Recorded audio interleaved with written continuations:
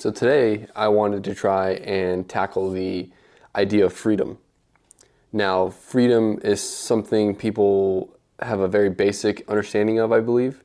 We have a very surface level understanding of it. We think, if we're not a slave, if we're not owned by somebody, if our government isn't telling us what to do, if our government doesn't make us do things, we're free. If I live in America, I have freedom.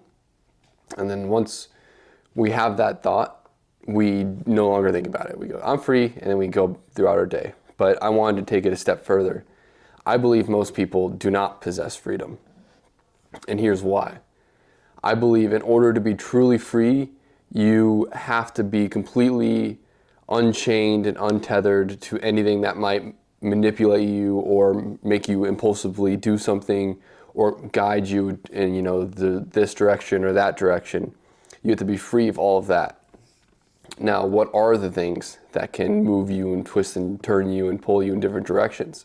Well, if your happiness relies on, your brand new car being in a good condition, or if how pretty your house looks, stuff like that, if your happiness is tied to things that are outside of your control, that are outside of you, then you're not free because you are dependent on those things being the way you want them to be. And unfortunately, you don't have control over that. Anything can happen to those, anything. And stuff eventually will happen to those. And so your happiness, like those things, will be pulled all over the place because those aren't in your control. So if your state of being is reliant on the state of being of something that isn't you, then I do not believe you possess freedom. If you take it another step further, if your emotions guide you and pull you and make you make certain decisions and they make you have certain thoughts, you're not free. How can you be free if, say, you are a little overweight or something and you want to lose some weight or you want to gain some weight, but you can't? You can't lose the weight because you're a slave to your impulsive desires to eat the cookie or eat too much food. You can't get yourself out of bed early enough because your body's saying this is comfortable, I want to stay here. You're not free if you can't get to the gym every day, if you can't stay on the diet you need to, if your emotions and what your body wants control you and control what you do throughout the day and stop you from getting the stuff that you need to get done, getting done the stuff that you need to get done. That's not freedom. If you stub your toe and you scream and you shout and you start cussing someone out and you let it ruin your entire day, that's not freedom either. Your anger controls you. You're tethered to it. If you lack control and discipline because of the impulses and the desires of your body, then you're a slave to those impulses and desires. You are not free.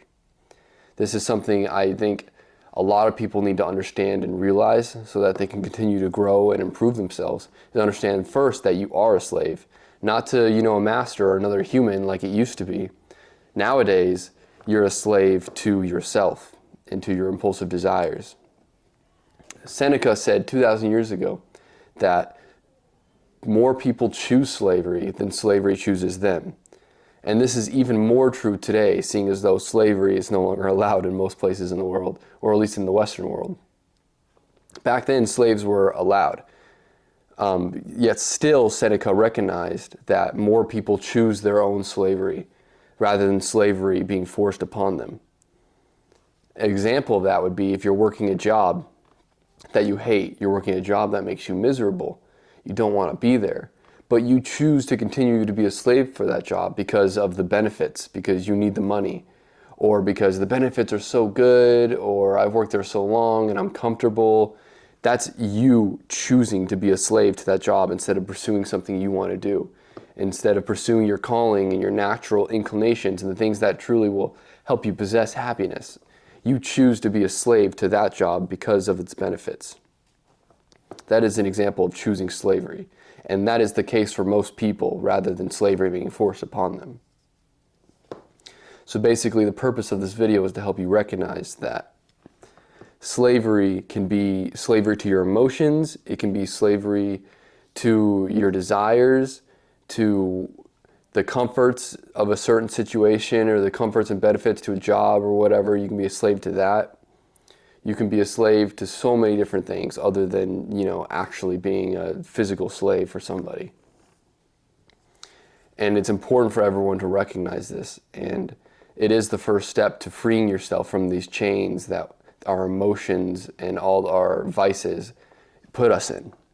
If we can just recognize this, we can then start to move forward to free ourselves, to possess true freedom.